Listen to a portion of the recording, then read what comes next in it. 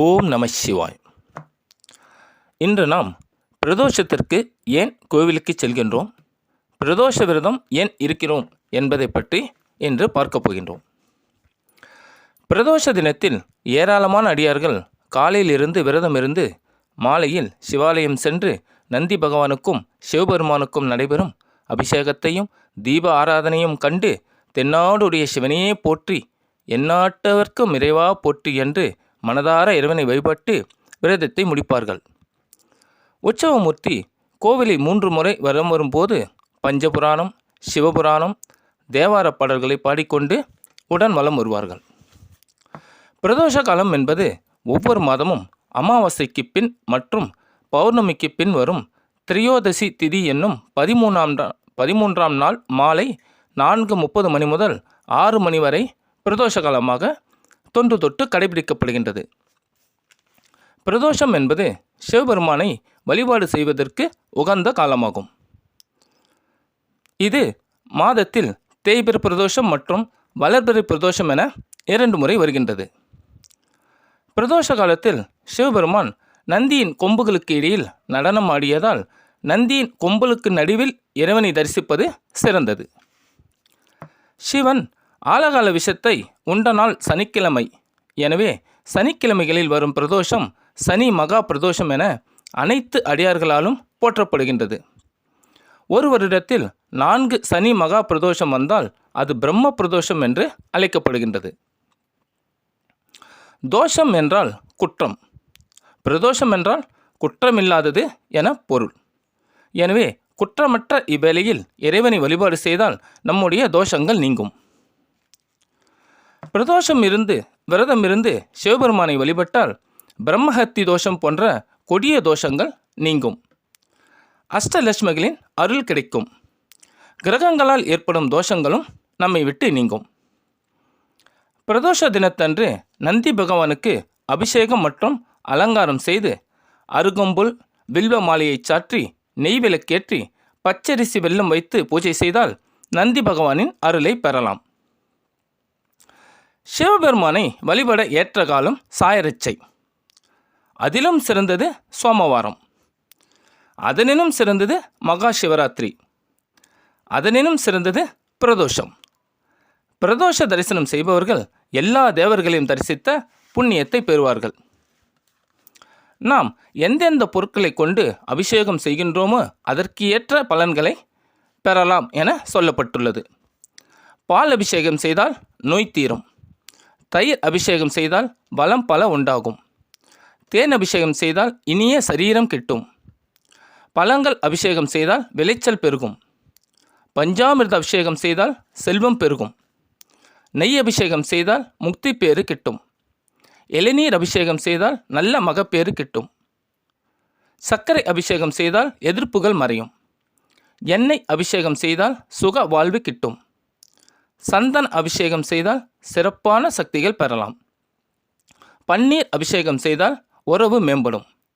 மலர்களால் அபிஷேகம் செய்தால் தெய்வ தரிசனம் கிடைக்கும். பொதுவாக 5 வகை பிரதோஷங்கள் உள்ளன. நித்திய பிரதோஷம் தினமும் சூரிய அஸ்தமனத்திற்கு 3 நாளிகைகளுக்கு முன்னர், அதாவது 72 நிமிடம் முன்னர் உள்ள காலகட்டத்தை இது குறிக்கும். 2வது பச்சை பிரதோஷம். இது வளர்பிறை திரையோதசி அன்று வரும் பிரதோஷம். 3 மாத பிரதோஷம். இது தேய்பிறை திரையோதசி அன்று வரும் பிரதோஷம். 4வது மகா பிரதோஷம். சித்திரை, வைகாசி, ஐப்பசி, கார்த்திகை மாதங்களில் வரும் சனிக்கிழமை என்று வரும் பிரதோஷம். 5வது பிரளய பிரதோஷம். இது பிரளய காலத்தில் வரும் பிரதோஷம். அப்போது எல்லாமே ஈசனுக்குள் அடங்கும்.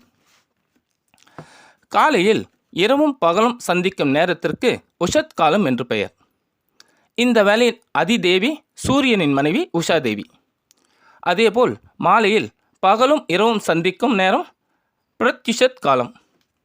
இதன் அதிதேவதை சூரியனின் மற்றொரு மனைவியான பிரத்யுஷா.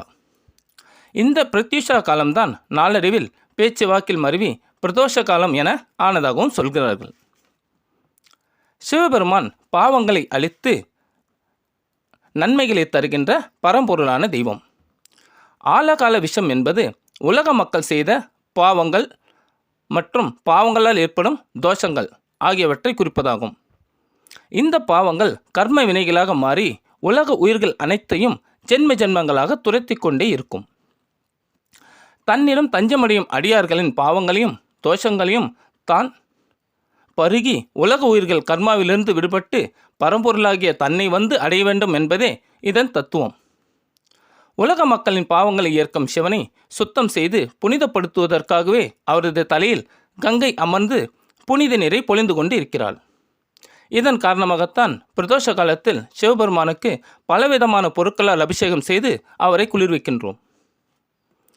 சிவபெருமானின் வாகனமான நந்தி தேவருக்கும் முதலில் அபிஷேகம் நடந்த பிறகே சிவபெருமானுக்கு அபிஷேகம் நடத்தப்படுகிறது.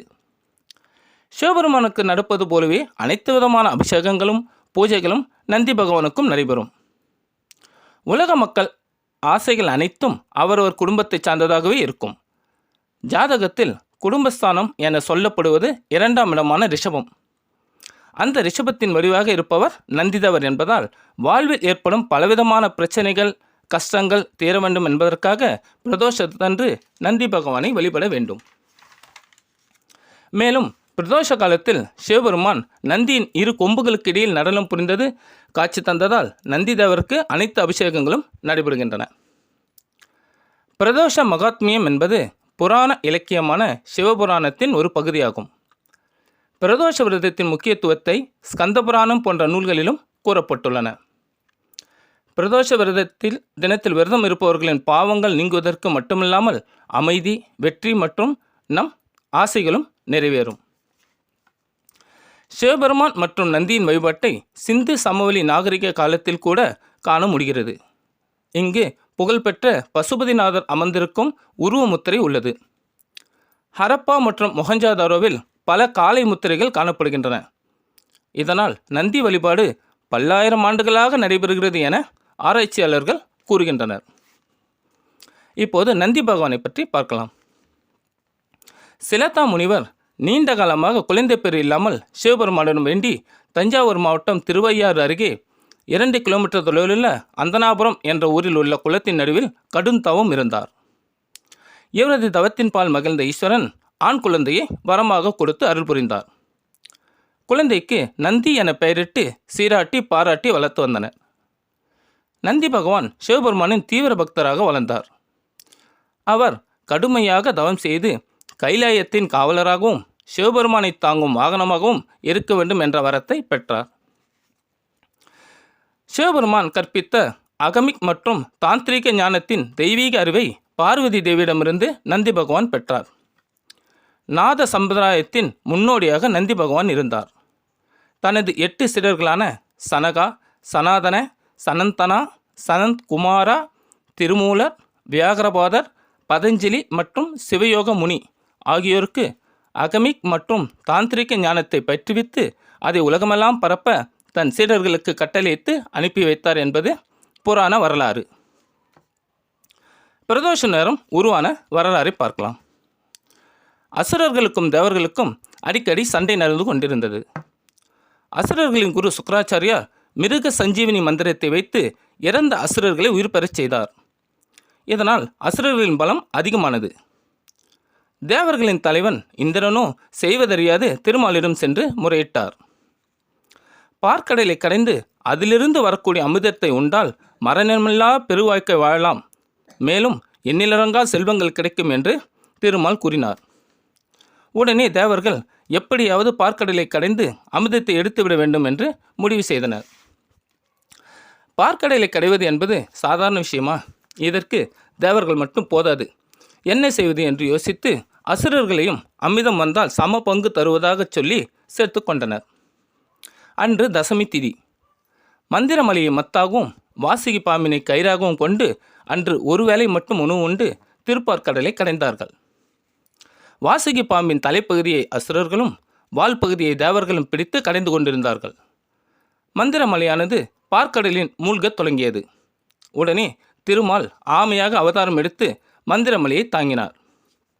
பின்னர் தேவர்களும் அசுரர்களும் கடைந்து கொண்டிருக்கும் போது வாசுகி பாம்பு அழுத்தத்தின் வலி தாங்க முடியாமல் விஷத்தை கக்கியது. வாசுகி பாம்பு கக்கிய விஷமும் கடலில் தோன்றிய நஞ்சும் ஒன்று சேர்ந்து ஆலகால விஷமாக மாறியது. இந்த ஆலகால விஷம் மிகுந்த வெப்பத்துடன் உலகையே அழிப்பது போல் கரு நிறத்துடன் தேவர்களை விரட்டியது.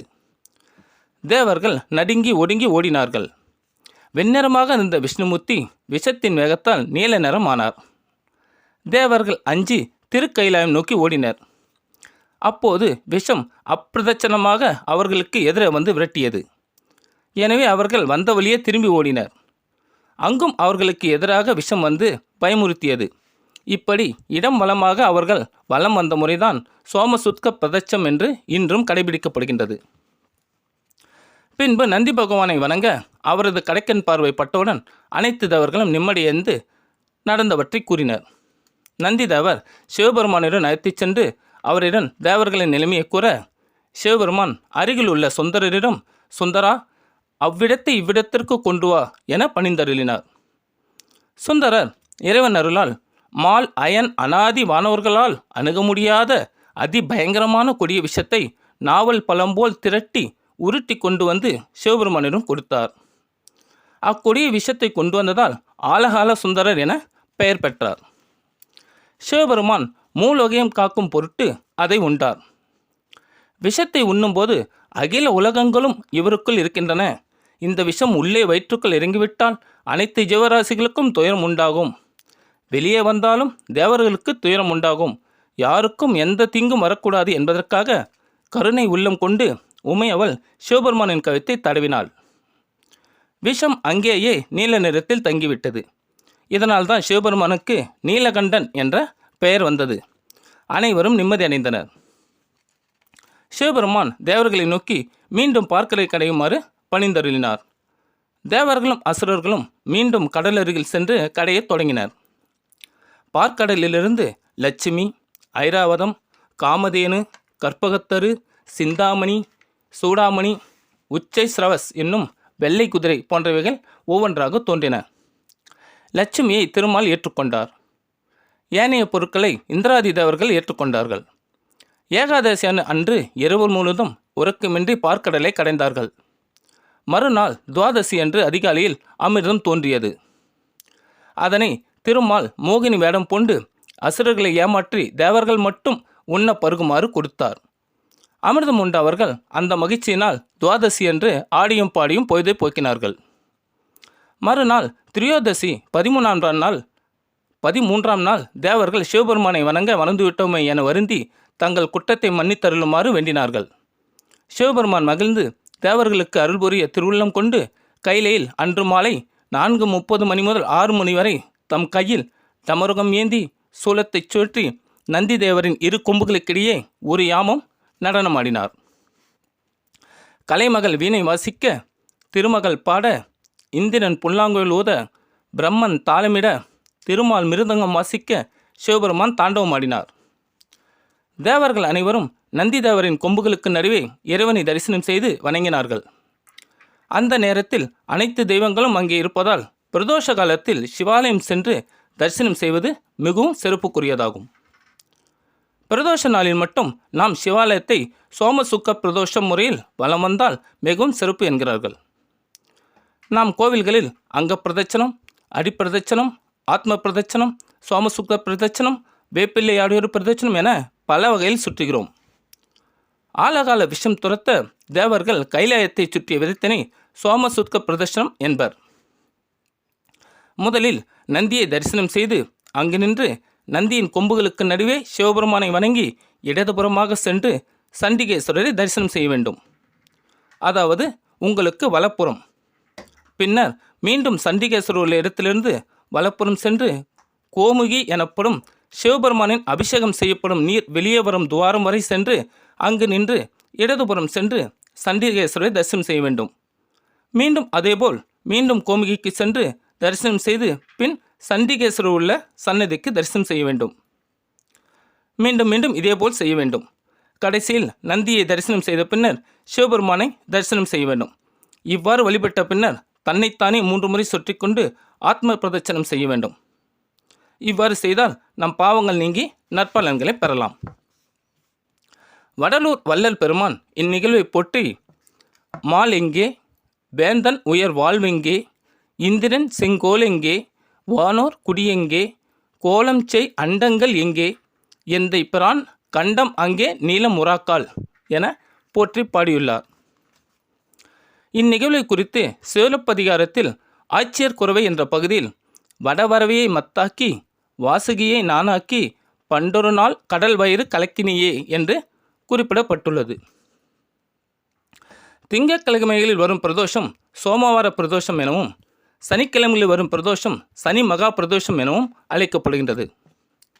பிரதோஷம் வரும் தினங்களை பொறுத்தும் மகா பிரதோஷம் ஆண்டுக்கு எத்தனை முறை வருகின்றது என்பதை பொறுத்தும் 20 வகையாக நம் பெரியோர்கள் வகுத்துள்ளனர்.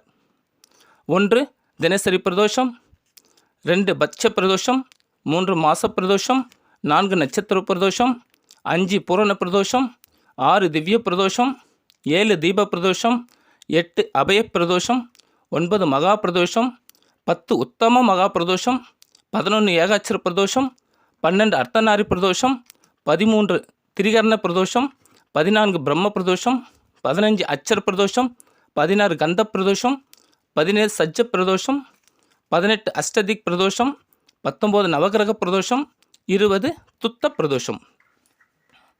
நம்மால் சூழ்நிலைகளின் காரணமாக தினமும் கோவிலுக்கு செல்ல முடியவில்லை என்றாலும் பிரதோஷ நாளில் மட்டும் விரதம் பூண்டு கோயிலுக்கு சென்று அபிஷேகத்தில் கலந்து கொண்டு நம்மால் முடிந்த அபிஷேக பொருட்களை அபிஷேகத்திற்கு கொடுத்து இறைவனின் அருளை பெறுமாறு கேட்டுக்கொள்கிறேன். அந்த நேரத்தில் ஆலயத்திற்கு செல்ல முடியவில்லை என்றாலும் நாம் இருக்கும் இடத்தில் இறைவனை நினைத்து வழிபட்டாலே போதுமானது. மற்ற மதங்களில் உள்ளது போல் நம் மதத்தில் கோவிலுக்கு செல்வது கட்டாயமில்லை.